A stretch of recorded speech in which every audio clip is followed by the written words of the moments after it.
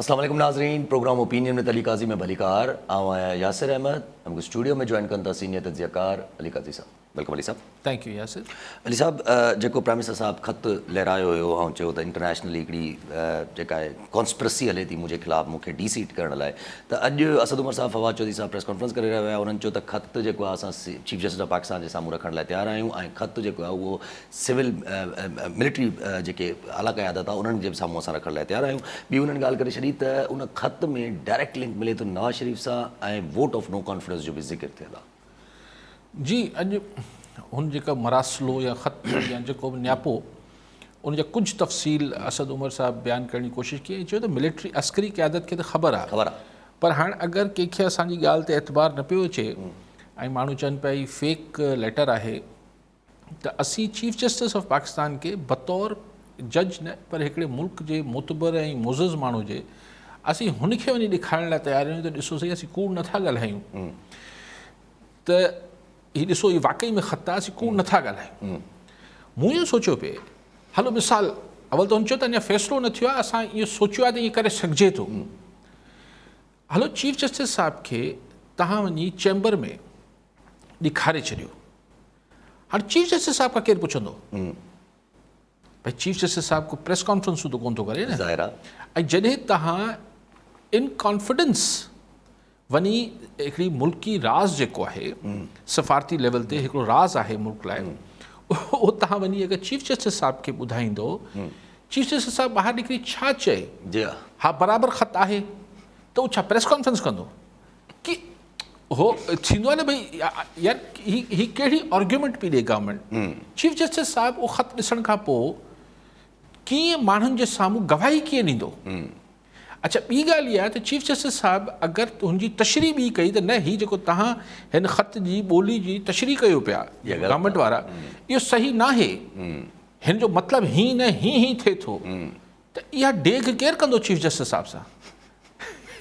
सो एॾो कंफ्यूज़ड आहे सरकार, एॾी परेशान आहे जो हाणे हुनखे इहो मतिलबु थिए त भई असां ते एतबार कयो, बेली ख़ुदा खे मञो, असां ते एतबार कयो, ॾिसो असीं हिकिड़े मोतबर माण्हू वटि वञी ॾेखारण लाइ तयारु आहियूं ख़त।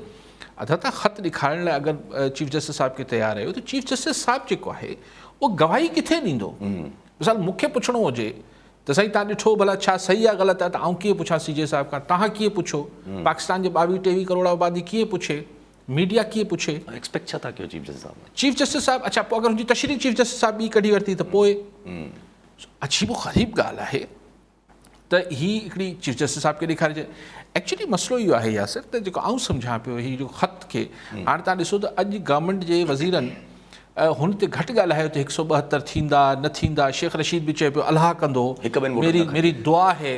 हाँ शेख रशीद दुआउनि ते लही आयो आहे, दवा कौन थी हलेसि, मेरी दुआ है कि जो है 172 ना कर सके हुकूमत, अपोजिशन पूरे नंबर ना ला सके, हाणे दुआउनि ते लही आया आहिनि। त ही जेको इमरान ख़ान साहब ऐं संदसि टीम जेको पोस्ट यानी जेको अदम एतमाद खां पोइ जी सियासत आहे उनजे लाइ नैरेटिव ऐं बयानियूं बिल्टअप कनि पिया, छाकाणि त इमरान ख़ान अची इहो कीअं चए त मुझे क्यों निकाला। नवाज़ शरीफ़ लथो त नवाज़ शरीफ़ हिकिड़ो बयानियो, ज़ाहिर है हुनखे ख़बर हुई त हीउ सभु कुझु थिए पियो,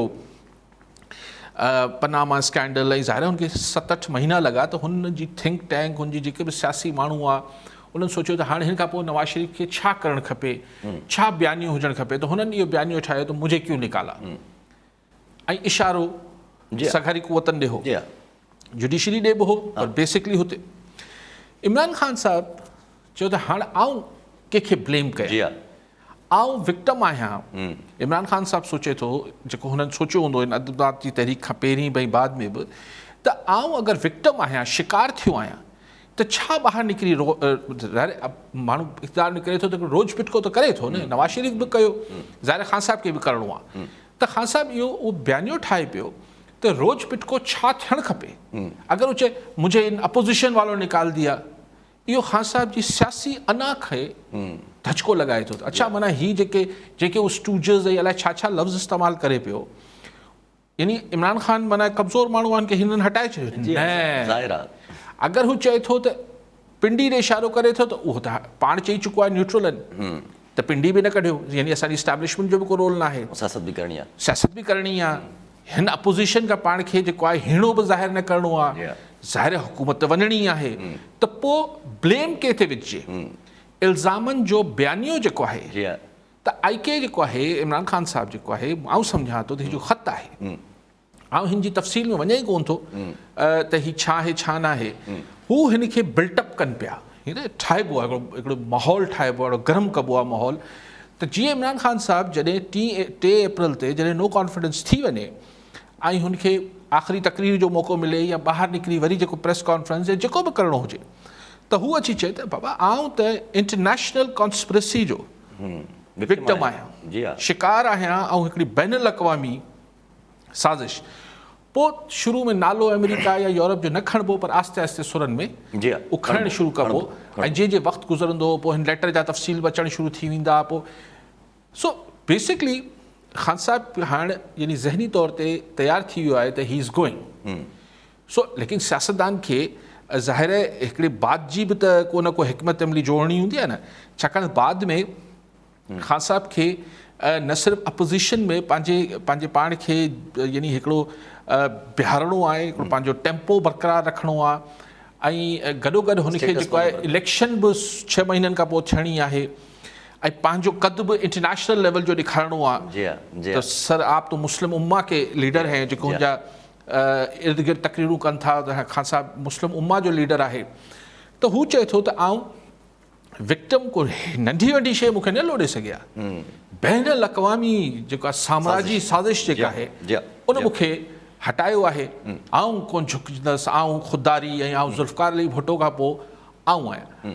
हाणे इन खां पोइ तव्हां कॉलर आहे त पाणी ते डिस्कस कयूं त आख़िर इमरान ख़ान बैन अल-अक़वामी जेके नेशन्स आहिनि, इंटरनेशनल फोर्सिस आहिनि या इंटरनेशनल इस्टेब्लिशमेंट आहे, उन सां अहिड़ो कयो छा आहे जो हुनजे ख़िलाफ़ु साज़िश पिया कनि? जी हा, ठीकु आहे। कॉलर सां गॾु इस्माइल लगारी डहरकी मां। जी लगारी साहब, छा चवणु चाहींदा? अस्सलाम वालेकुम सर। वालेकुम सलाम।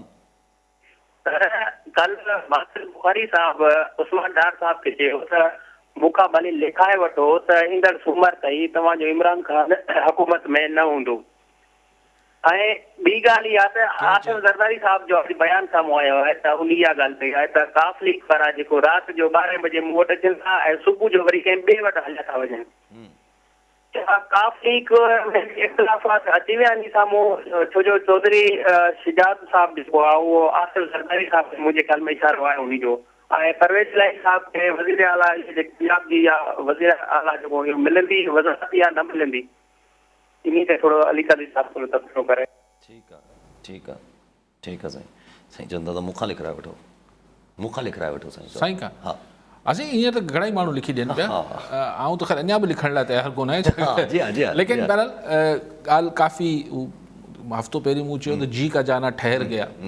सो लेकिन जेको पंहिंजी ॻाल्हि हले पई क्यू लीग वारी ॻाल्हि या पहिरीं पंहिंजी ॻाल्हि करे वठो, पोइ साईं जी हल साईं जी ॻाल्हि। चलो साईं जी लगारी साहब। हा लगारी साहब। लगारी साहब, क्यू लीग छो फिरी वई, इहे ॻाल्हियूं वक़्त सां खुली पवंदियूं। उन में जेको हू ॾोरापो ईंदो, जेको मूंखे सम्झ में अचे थो त देर सवेर उहो नवाज़ लीग जे रवैये खे चौधरी परवेज़ इलाही ॾोरापो ॾींदो। हुनखे ऐं चौधरी परवेज़ इलाही खे इहा ख़ुशफ़हमी हूंदी त ही इमरान ख़ान न आहियां, आउं चौधरी परवेज़ इलाही आहियां, तंहिंजे करे जॾहिं आउं उम्मीदवार थी लहंदसि, मुंहिंजा ज़रदारी साहब सां ज़ाती तालुकात आहिनि, नवाज़ लीग वारा बि हाणे सलाम दुआ में अची विया आहिनि, ऐं मुंहिंजे लाइ ग़ैबी कुवत जेका आहे मतां मुंहिंजे लाइ विच में पइजी वञे, जेके न्यूट्रल थियल आहिनि, उहो मतां चौधरी परवेज़ इलाही जी तुंहिंजे सिर जे करे भाई आयो आहियां, उहो चइबो न पाण वटि सिंधी में, साईं तुंहिंजे मुंहं खे ॾिसी आया आहियां, बाक़ी मुंहिंजो वञे न कुझु न। त ईअं हू शायदि परवेज़ इलाही साहिब खे ख़ुशफ़हमी हुजे त चौधरी जो मुंहुं ॾिसी जेके न्यूट्रल आहिनि उहे शायदि हिन लाइ अची वञनि। हू अगरि अची आहे ग़ैबी ताक़त असांजे न्यूट्रल वारा जेके आहिनि अगरि अची आहे त ज़ाहिर पोइ अलीम ख़ान हुजे या जहांगीर तरीन वारा हुजनि, इहे पोइ ठरी वेंदा, इहे ठरी वेंदा। मूंखे हिन ॻाल्हि जो इम्कान तमामु घटि थो लॻे। मूं कल्ह बि तव्हांखे चयो, चौधरीअनि खां मूंखे इन हिकिड़ी ग़लति सियासी फ़ैसिले जी उमेदु न हुई। ही हिकिड़ो आउं सम्झां थो त ही just got carried away. Chaudhry Pervaiz Elahi साहब गॉट कैरिड अवे पंहिंजे पुट जे करे, नवाज़ लीग जे माण्हुनि जे रवैये जे करे, कहिड़ी ॻाल्हि जे करे या हिकिड़ी थींदी आहे कॾहिं कॾहिं माण्हू खे हिकिड़ो दफ़ो यार भले 2-3 महीननि लाइ चीफ मिनिस्टर थी वञा त पोइ जीअं वरी हिकिड़ो दफ़ो CM हाउस में पंहिंजा करिश्मा ॾेखारे छा मतिलबु चौधरीअनि खां सवाल इहा आहे त हिकिड़े ग़लति सियासी फ़ैसिले जी ऐं एतिरे क्रूशल मोमेंट ते कयो आहे चौधरीअनि सो मूंखे उमेदु घटि थी लॻे सही त चौधरी साहिबु जेको आहे चीफ मिनिस्टर थी सघे थो पंजाब छाकाणि त ॾिसो फ़र्क़ु आहे हिते क़ौमी असेंबली में अपोज़िशन खे 172 माण्हुनि जो अंग पूरो करे ॾियणो आहे 172 माण्हू अपोज़िशन खे खणी अचणा आहिनि पंजाब असेंबली में अगरि भोजदार इस्तीफ़ा ॾिए थो जेको त ॾेई छॾियो जेको हिन इमरान ख़ान खे ॾिनो आहे अञा गवर्नर खे कोन ॾिनो अथसि त जॾहिं इस्तीफ़ा ॾेई छॾींदो त पोइ चौधरी परवेज़ इलाही खे 185 या 186 जेतिरो बि अंग आहे पंजाब असेंबली में उहो खणी करे वञी पहुचणो आहे पंजाब असेंबली में त अगरि हुन महिल अलीम ख़ान ग्रुप या तरीन ग्रुप जे माण्हुनि वोट को एब्सटेन करे वरितो यानी वोट ॾियणु आया ई न त चौधरी उहो ॾुखियो कमु आहे जी हा जी हा जी हा जी हा नो वोट ऑफ कॉन्फिडेंस वठणु जेको आहे उहो हिन हालतुनि में ॾुखियो कमु आहे हिते अपोज़िशन खे 172 माण्हू अंग पूरो करणु क़ौमी असेंबली में ॾुखियो कमु आहे ॾुखियो आहे पर हुते चौधरी साहिब लाइ वोट ऑफ कॉन्फिडेंस वठणु ॾुखियो कमु आहे जी हा जी हा जी हा जी हा मेन कमु त उहो उन्हनि खे त इहो ई करणो हुते अगरि नवाज़ तरीन ऐं अलीम ख़ान जे MPs अगरि एब्सटेन करे वरितो पंहिंजो वोट आसानी सां करे सघंदा उनखे कोई लीगल रेमिफिकेशन बि न आहे सो पाण ॻाल्हि पे कई त इमरान ख़ान साहिब खे पॾेही कुवतूं अहिड़ो ख़ान साहिब जी चवणी त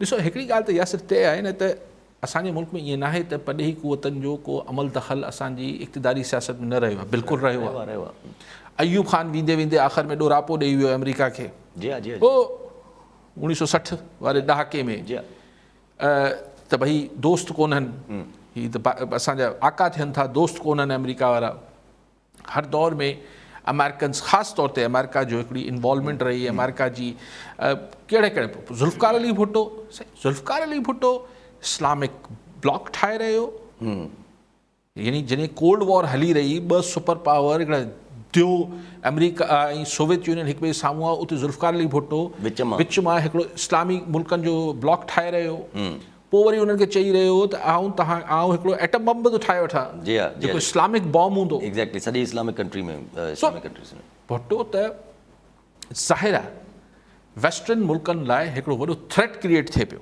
ऐं किथे न किथे सोवियत यूनियन खे बि ॻाल्हि न वणंदी हूंदी ज़ाहिर आहे सो हू त बेसिकली सॼी दुनिया जी उन मुल्कनि खे पावर्स खे चैलेंज करे रहियो पोइ बहरहाल अमेरिका जो को शक न आहे पर हुते बि तव्हां फ़र्क़ु ॾिसो न त अमेरिका बि जेसिताईं असांजी इस्टेब्लिशमेंट एग्ज़ैक्टली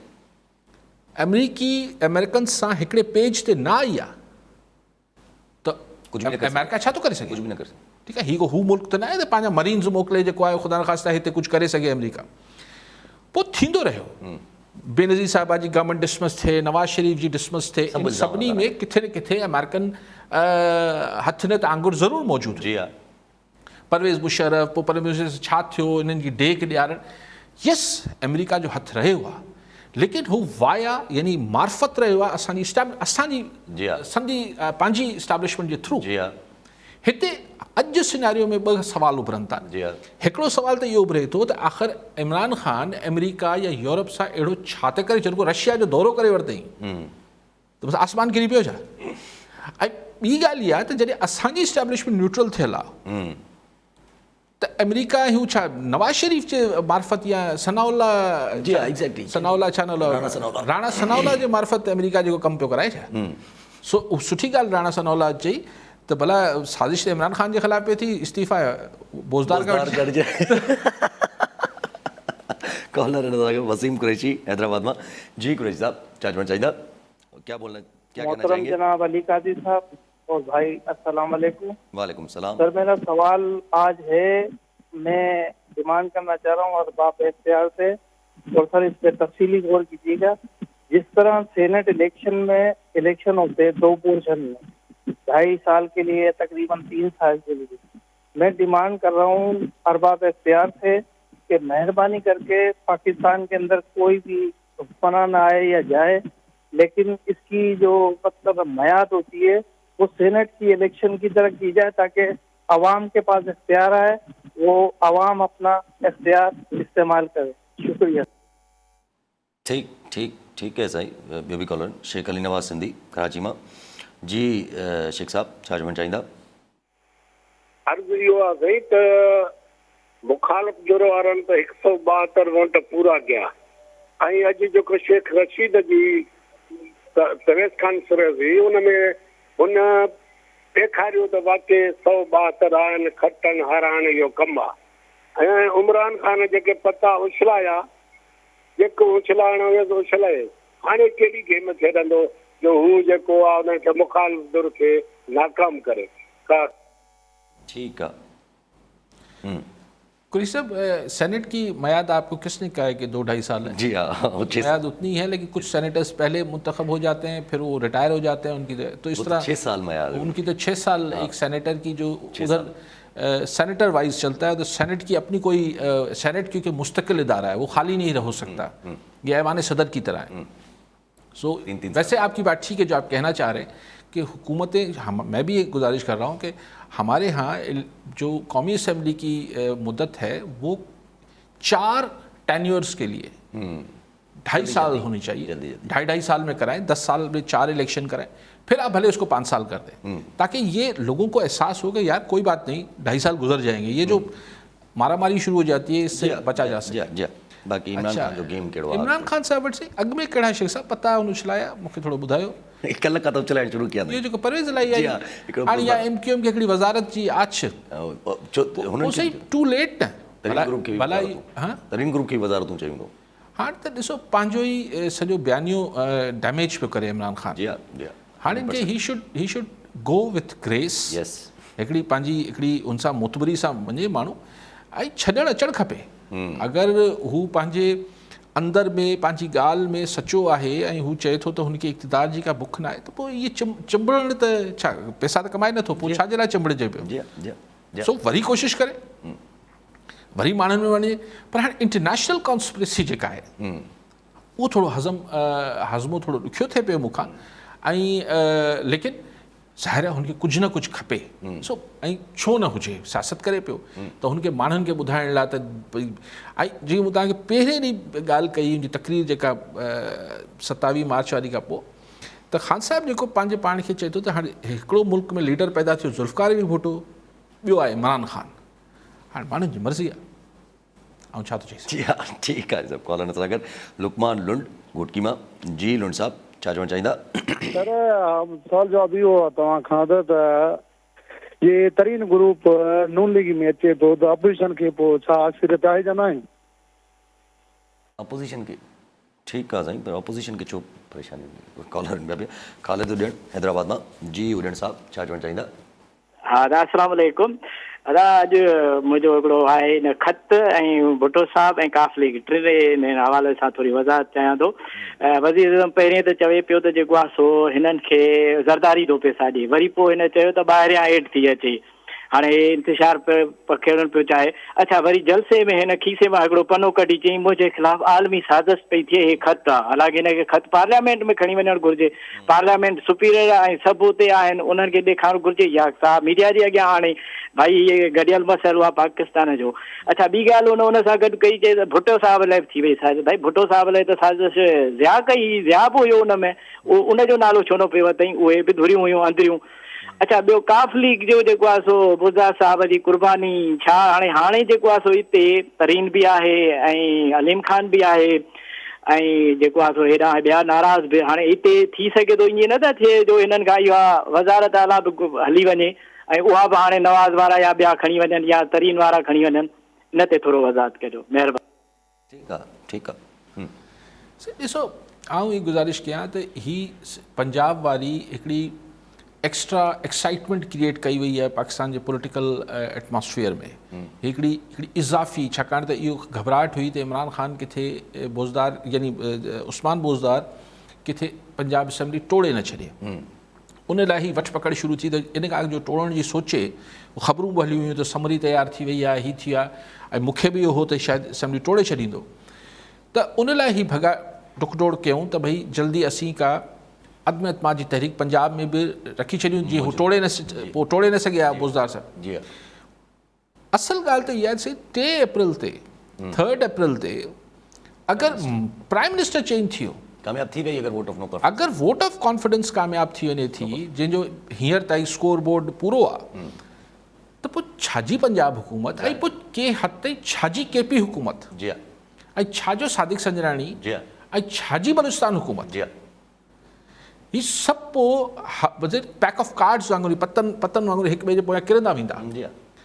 छाकाणि त इस्लामाबाद मां मैसेज क्लियर अची वेंदो त भई ही हाणे शहबाज शरीफ़ जंहिंजी उअं ई लाहौर में, या नवाज़ लीग जंहिंजी उअं ई लाहौर ऐं पंजाब में हिकिड़ो ग्रिप आहे, हू प्राइम मिनिस्टर थियो वेठो हुजे, ऐं लाहौर में बुज़दार साहब या परवेज़ इलाही हुकूमत इहा हलाइण त पोइ जी ॻाल्हि आहे। चीफ मिनिस्टर थी नो कॉन्फिडेंस वोट ऑफ कॉन्फिडेंस वठी वेंदो परवेज़ इलाही।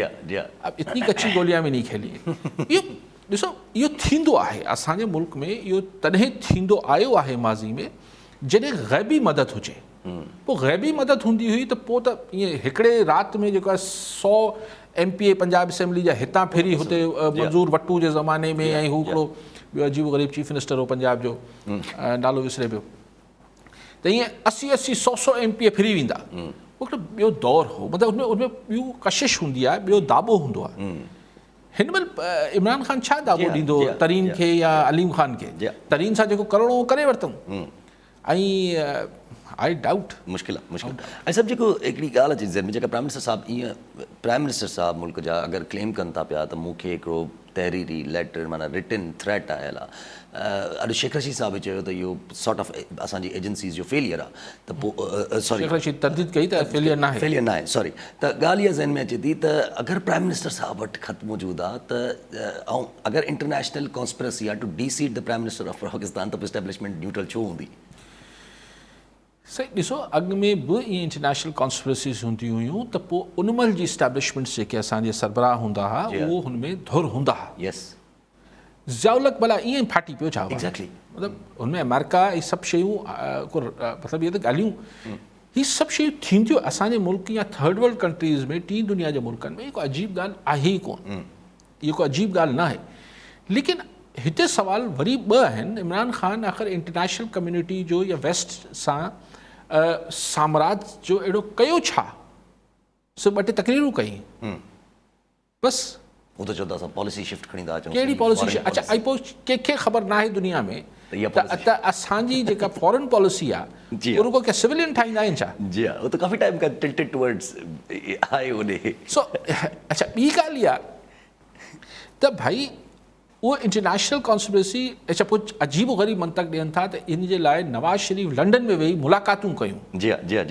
माना तव्हां नवाज़ शरीफ़ खे एग्ज़ैक्टली एतिरो वॾो हू ॾियो पिया, क्रेडिट ॾियो पिया, त हू लंडन में वेही आलमी कुवतनि खे, जी हा, बियॉन्ड पाकिस्तानी पावर, यानी हिकिड़ो माण्हू जेको एग्ज़ाइल में वेठो हुजे, पंहिंजे लंडन मां वेही अमेरिका, यूरोप, इन्हनि खे सभिनी खे, सऊदी अरब, चाइना, हिननि जेको बि हाणे ख़ुदा ख़बर केरु हिन में मुलविस आहे, उहे सभिनी खे पंहिंजी जेका आहे उहा गुफ़्तगू ऐं लॉबिंग सां इन ॻाल्हि खे राज़ी करे वरितो त अचो इमरान ख़ान खे हटायूं। कमाल थी वियो। एतिरो तव्हां क्रेडिट नवाज़ शरीफ़ खे, नवाज़ शरीफ़ ठीकु आहे पंजाब जे हद ताईं, लेकिन हाणे यार ख़ुदा खे मञो, हाणे नवाज़ शरीफ़ जेको आहे उहो सॼी दुनिया खे कन्विंस करे वियो। इहो त रहंदो अञा, इहो त रहंदो। तव्हां इमरान ख़ान खे आलमी लीडर न पिया ठाहियो, तव्हां नवाज़ शरीफ़ खे आलमी लीडर पिया ठाहियो। जी हा।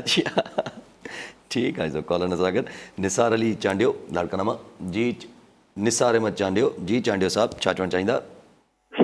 साईं अर्ज़ु आहे मुंहिंजो, अली क़ादी साहिब खां सवाल आहे मुंहिंजो, त जॾहिं 9-0 ते हथियारनि जा ज़ख़ीरा निकिता,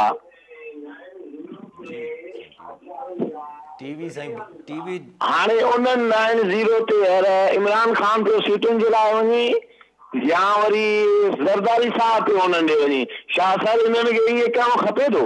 जी ठीकु आहे साईं। ॿियो बि कॉलर मंसूर अब्बासी शिदात कोट मां जी। अब्बासी साहब छा चवणु चाहींदा? अस्सलाम वालेकुम तव्हांखे साईं खे वालेकुम सर मुंहिंजा ॿ नंबर आहिनि त पंहिंजो एमक्यूएम खे में जेको इमरान ख़ान साहिब नका जेको आहे सो दस्तखत ॾिना ॿीहर कॉल कयो साईं, तव्हांजो आवाज़ु थोरो कटिजे पियो। एमक्यूएम इम्पोर्टेंस अख़्तियार करे वई आहे। सही एमक्यूएम पहिरीं तव्हां हू ॻाल्हि करे वठां जेको चांडियो साहिब साईं चांडियो साहिब हू जेका 90 हुई जंहिंमें हथियार हथाया ऐं उहा जेका एमक्यूएम हुई उहो त लंडन वारे सां हली वई जी हा। ऐं 90 अञा ताईं सील आहे। हीअ त बहादराबाद वारी एमक्यूएम आहे। इहो त शहर बि बंदि नथी कराए सघे ऐं इहो कुझु सो लेकिन हुन में बि वेंदा हुआ। ज़रदारी साहब त उन 90 ते वियो, नवाज़ शरीफ़ बि उते वियो, मोहतरमा या सभई वेंदा हुआ। सो इमरान ख़ान बि सो इहो त सियासत में त हिन महिल हू जंहिंखे चओ वञी मिलंदा। इहा त वॾी ॻाल्हि ई न आहे। इहो त इन में हैरान थियणी चाणियो साहिबु कहिड़ी ॻाल्हि आहे। हिन महिल सियासत में त बाबा सभिनी खे बाक़ी एमक्यूएम ते चयो एमक्यूएम जी इम्पोर्टेंस एमक्यूएम ॾिसो न एमक्यूएम जी इम्पोर्टेंस छो ठहियल आहे। जी हा। एमक्यूएम जी इम्पोर्टेंस उन ॾींहं ताईं आहे हींअर थर्ड हा न जेसि ताईं सुप्रीम कोर्ट मां फ़ैसिलो अची वञे त मुनहरफ़ जेके MNAs आहिनि उन्हनि खे ताहयात नाहिली न थींदी। एमक्यूएम क्यू लीग सभु इररिलेवेंट आहिनि, हिन जी तारीख़ में का अहमियत ई कोन्हे। जी हा। मसइलो इहो आहे त ॻाल्हि इहा टंगियल आहे त अगरि त सुप्रीम कोर्ट इहो फ़ैसिलो करे छॾे जेको हिन महिल ताईं सुप्रीम कोर्ट चए थी त बाबा सज़ा जो तयन करणु असांजो अदालतनि जो कमु न आहे, वञी पार्लियामेंट में तय करायो।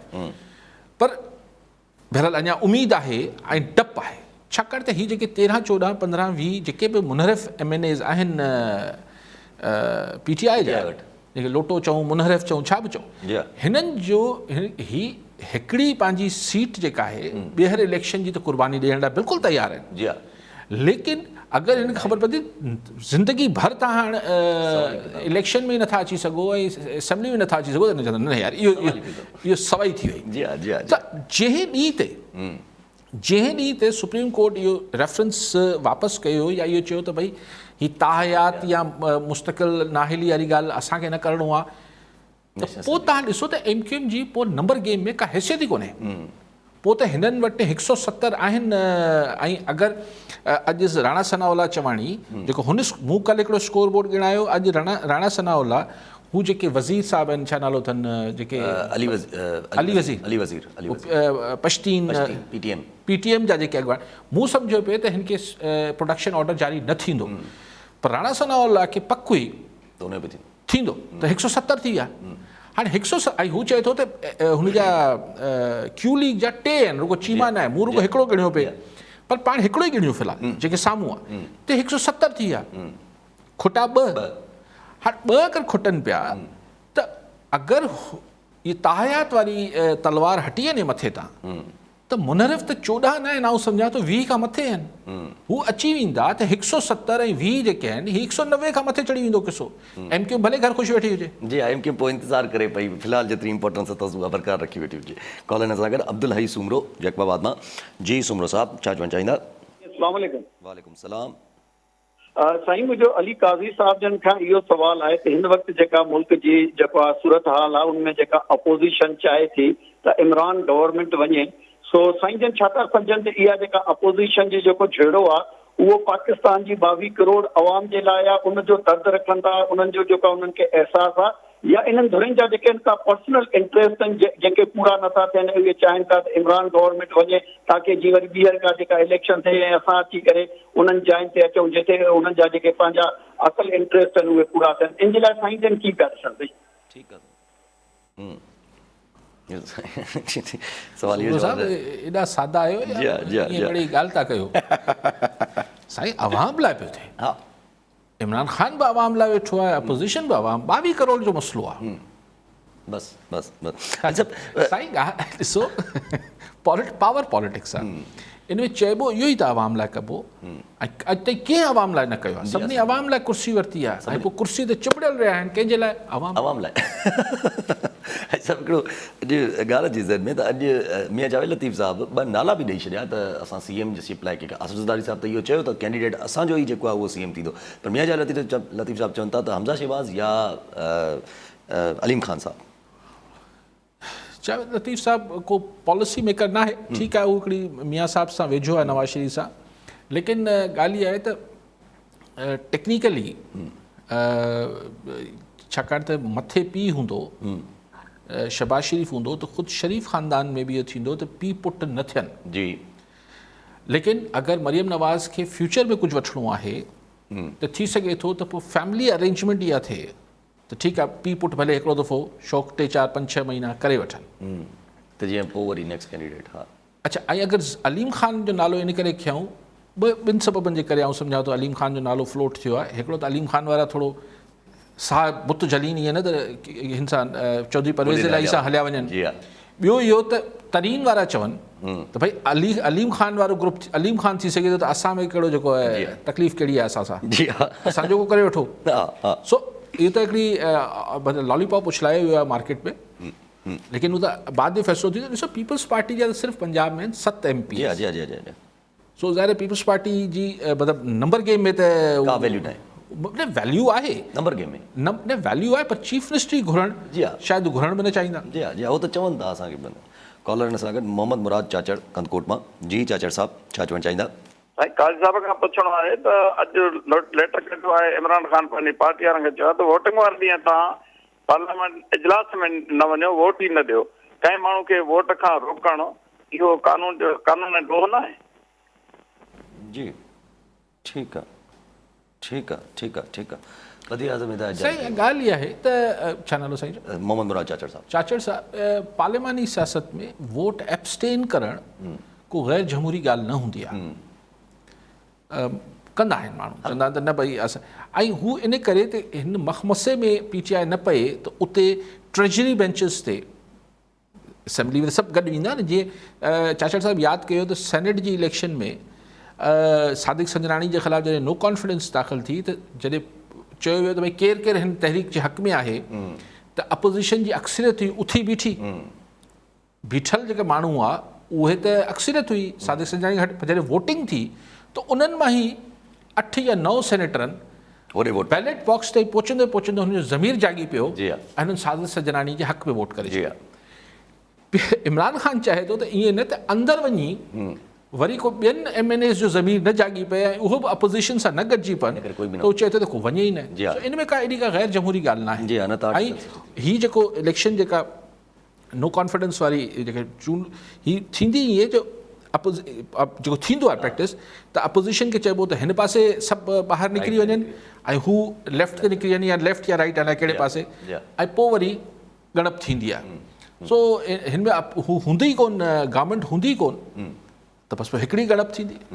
अच्छा, अॼु शेख रशीद साहब हिकिड़ी नई थ्योरी खणी आया। शेख रशीद साहब चवनि था त 3 तारीख़ ते वोट ऑफ नो कॉन्फिडेंस जो वोट थींदो। हुन त ॻाल्हि कई त उमेदु आहे त इमरान ख़ान साहब जेको आहे उहो कामयाबु थींदा 1-2 वोटनि खां, पर उहो अगरि ॻाल्हि करे विया त हज खां पोइ जेको आहे उहो डायरेक्ट माना हज खां पोइ इलेक्शन जी कॉल ॾियणु खपे ऐं फेयर इलेक्शन्स कराइणु खपनि। ॾिसो, हज खां पोइ त इमरान ख़ान त अगरि हूंदो त को कॉल ॾींदो न। इहो मशवरो शेख रशीद साहब इहो ख़्वाहिश ज़ाहिर करे सघे थो। ऐं थी हज माना हाणे जुलाई में जुलाई, सो हीअ पाण वेठा आहियूं अप्रैल में, सम्झो मई जून जुलाई, हा बजट खां पोइ जुलाई अगस्त हिते किथे अची वेंदी, इलेक्शन्स थी वेंदा। मूं तव्हांखे कल्ह बि चयो त हाणे जेको थींदो उहो इलेक्शन आहे। हिन साल में को मुआवज़ो थिए ॿी ॻाल्हि आहे, पाकिस्तान जी सियासत में कुझु बि थी सघे थो, को ख़ुदा न ख़ास्ता हादसो थिए, मुआवज़ो थिए, पर इलेक्शन मूंखे हिन ई साल में नज़र अचे थी।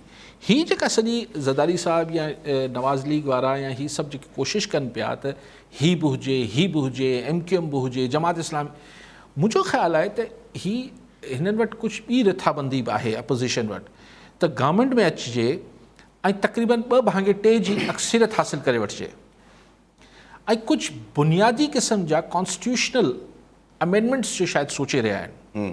मूं वटि को इंफॉर्मेशन न आहे, पर छाकाणि त नंबर गेम में हिन वटि माण्हू पूरा आहिनि। हीअ जेको वधीक वठवठा थिए पई, हिकिड़ो त उहो थींदो आहे माण्हू तसली लाइ कंदो आहे, पर मूंखे लॻे थो त हीअ 2/3 अक्सरियत जी त इमरान ख़ान खे बिल्कुलु वञी बिहार जे 50-60 को 70 MNA सां हिकिड़े कुंड में वेठो हुजे, छाकाणि त 120, 130, 140 MNAs सां अपोज़िशन लीडर वॾो सघारो आहे हिकिड़ी पार्टी जो। हींअर ही सभु पार्टियूं गॾिजनि थियूं त 162 कनि थियूं। हू अगरि हिकिड़ी पार्टी जो लीडर जेको आहे 130 140 MNAs झले बीहंदो त ज़ाहिर आहे उहो जो आवाज़ु तमामु ठीकु ठाकु हूंदो ऐं असेंबली हलणु कोन ईंदो, ख़ैर असेंबली हलणी बि न आहे। हूअं बि न आहे। त शायदि को इहा बि सोच अथनि त 2 भाङे 2 अक्सरियत हासिल करे ऐं कुझु कॉन्स्टिट्यूशनल अमेंडमेंट्स कजनि। अच्छा, पोइ हुनजे लाइ त माना तमामु ज़रूरी आहे त PTI जी पंहिंजी पार्टी टुटे पई न। ही छा आहे, ॾिसो 14 MNAs जी ॻाल्हि थिए पई। आउं सम्झां थो त ही 14 खां नंबर वधीक आहे। ही मुंहिंजो मूं वटि को इंफॉर्मेशन न आहे, पर मुंहिंजो जेको अंदाज़ो आहे त ही जेके मुनहरफ़ MNAs आहिनि ही 14 न आहिनि, ही हिन खां वधीक आहिनि। सिर्फ़ु इंतज़ारु थिए पियो सुप्रीम कोर्ट हिकिड़े पासे करे किसो त ताहियात नाहेली त न आहे। जी हा, पोइ माण्हू साम्हूं अची वेंदा खुली करे जेको माना। ऐं ॿी ॻाल्हि इहा त अगरि जीअं ॾिसो न किथे कल्ह जॾहिं चौधरी परवेज़ इलाही वञी इमरान ख़ान सां मिलियो त लंडन में वेठल नवाज़ शरीफ़ ऐं इस्लामाबाद में वेठल मरियम नवाज़ किथे ख़ामोशी सां पंहिंजे मुंहुं शुक्र अल्हम्दुलिल्लाह बि कयो हूंदो, न त हुनजी दिलि आहे त हू चीफ मिनिस्टर कोन पिया करणु चाहिनि न परवेज़ इलाही खे। जी हा, ईअं ई शायदि ख़्वाहिश हूंदी त अगरि मुनहरफ़ MNAs खां सवाइ जेको आहे उहो ही नंबर पंहिंजो पूरो करे वञनि अपोज़िशन वारा MQM ऐं हिननि सभिनी खे गॾाए सॾाए त सुभाणे नवाज़ लीग ते इहो इख़लाक़ी प्रेशर ई न हूंदो त हिननि खे टिकट ॾे। छाकाणि त पोइ चए त तव्हांजी असांजे करे त सीट वई कोन्हे त असांखे कीअं डिमांड था कयो। सो हिकु बारीकियूं ॿुधाए न, डबली में अहिड़ी रांदि में डबली बि त हली रही हूंदी आहे। हीअ जेको हिन जेका ॾोकड़ पैसनि जी मूंखे ख़बर न आहे त कंहिंजा ख़र्च पिया थियनि, त जिन जा बि थींदा हूंदा कंहिंखे अगरि मिलनि पिया 20 करोड़ 25 करोड़ जेको बि, उहो मूंखे ख़बर न आहे कंहिंजा पैसा आहिनि। पर हिन जी जेका सियासी कॉस्ट आहे, हिन जी जेका सियासी क़ीमत आहे, उहो न मौलाना फज़ल रहमान खे, न पीपल्स पार्टी खे, न के ॿिए खे, असल क़ीमत हिन जी सियासी क़ीमत त नवाज़ लीग खे भरणी पए पई न। त हू पंहिंजी सीटूं बि ॾींदो हुननि मुनहरफ़ MNAs खे, चौधरी परवेज़ इलाही खे बि बर्दाश्त करण लाइ तयारु थी वियो। पॉलिटिकल प्राइस, सियासी क़ीमत नवाज़ लीग खे भरणी पई पए, त उहो अंदरि ई अंदरि शुक्र अल्हम्दुलिल्लाह कनि पिया। ऐं इहो बि ॾिसनि पिया त अगरि मुनहरफ़ MNAs खां सवाइ कमु थी वञे नो कॉन्फिडेंस जो, त सुभाणे छाजे लाइ तरीन ग्रुप खे या हिननि खे सीटूं ॾियण जी उनखे कहिड़ी ज़रूरत आहे। अच्छा, पर हाणे वक़्तु माना इहो चइजे त हाणे वक़्तु अची वियो आहे नेक्स्ट सेटअप ते ॻाल्हाइण जो। भले तव्हां 2-3 ॾींहं ॿियो इंतज़ारु करे वठो। माना अञा इंतज़ारु कजे, अञा माना थोरो बेनिफिट ऑफ डाउट ॾिजे। इहे प्रोटोकॉल पियो ॾियां। उहे त हाणे मरियम नवाज़ उनखे क़ाइम मुक़ाम वज़ीर आज़म चए पई न इमरान ख़ान खे। जी जी। अच्छा, ॿियो अॼु वरी हिकिड़ी ॿी थोरी ॾिठीसि त अपोज़िशन पार्टीज़ तरफ़ां हिकु त अपोज़िशन पार्टीज़ खे अञा ताईं इहो सम्झ में नथो अचे त इल्ज़ाम काफ़ लीग वारो किथे हो मुनिस इलाही साहब ते हणनि था इल्ज़ाम त मुनिस इलाही साहब जेको आहे उहो ज़िम्मेदार आहे हिन सॼी शइ जो। पर आसिफ़ साहब हुजे, राना सनाला साहब हुजे, इहो हिकिड़ो इल्ज़ाम त हणनि था पिया, माना हिकिड़ो तंज़ त हणनि था पिया त चौधरीनि में इहा सियासत जी उमेदु न हुई असांजी। मूंखे इहो न आहे त हिननि को ज़बान ॾेई फिरी विया या हीअ जेको हिकिड़ी राजूणी जेके ॾोरापा आहिनि, हीअ राजूणी ॾोरापा आहिनि। अड़े यार ज़बान ॾेई चौधरी जहिड़ा माण्हू फिरी विया। मूंखे इन ते को हैरत नथी थिए, मूंखे हैरत इन ॻाल्हि ते थिए थी त हीअ सियासी तरह इहो फ़ैसिलो चौधरीनि खे वारो कीअं थो खाए। ही चीफ मिनिस्ट्री नाहे हलणी, न 100 सैकड़ो त अलाह खे ख़बर, पर चीफ मिनिस्टर मूंखे नथो परवेज़ इलाही थींदे नज़र अचे। ऐं जे थी बि वञे, मिसाल थी वञे, सफ़ा मिसाल चवां त पोइ हलणो घणो आहे। ऐं हुन खां पोइ जेको आहे पंजाब में सियासत करणी आहे, नवाज़ लीग आहे उते। जी जी जी। कॉल हिन सां गॾु साबिर हुसैन भुट्टो लाड़काना मां। जी भुट्टो साहब, छा चवणु चाहींदा? आहे त हीअ जेका मुल्की सूरत हाल लॻे थी पई, या जेका हिन वक़्तु जेके अंग असर आहिनि, जेकॾहिं ही इलेक्शन जल्दी थिए थी पई त इहो मुंहिंजो बि ज़ाती ख़्यालु आहे, मां काफ़ी तजिया निगारनि खां ॿुधो आहे त का बि पार्टी स्वीप न कंदी ऐं उहा हिन पोज़ीशन में न हूंदी त उहा गवर्नमेंट ठाहे सघे। त तव्हां छा था सम्झो, हिन वक़्तु अपोज़िशन में त पीपल्स पार्टी ऐं नून लीग त गॾु आहिनि, पर सुभाणे को अहिड़ो सेटअप थिए थो पियो ऐं अहिड़ी सूरत हाल थिए थी त छा ही ॿई गवर्नमेंट ठाहिण जी पोज़ीशन में हूंदा? इन जो को 5-10% चांस आहे तव्हांजी नज़र में? ऐं ॿियो ठीकु आहे साईं। भुट्टो साहब, ईंदड़ इलेक्शन में चवनि पिया त को पार्टी, आउं सम्झां थो त जेका नवाज़ लीग पंजाब में उहो ठीकु ठाक पंहिंजी सीटूं खणी ईंदी, पोइ कुझु KP मां, बलूचिस्तान वारा तयारु हूंदा आहिनि जंहिंसां बि थींदो आहे त 2/3 ऐं हैवी मैंडेट न बि हुजे पर हिकिड़ो रीज़नेबल नंबर हुकूमत ठाहिण जेतिरो नंबर आउं सम्झां थो त अगरि खुटा बि त थोरा खुटंदा MQM तयारु वेठी आहे बाप हूंदी आहे इहे वरी गॾाए सॾाए सो आउं सम्झां थो त पंजाब में छाकाणि पहिरीं हूंदी PTI हाणे PTI जेको आहे ॾिसो पंहिंजो हुनजो कीअं ग्राफ इमरान ख़ान साहिबु वरी वधाए थो पर आउं सम्झां थो त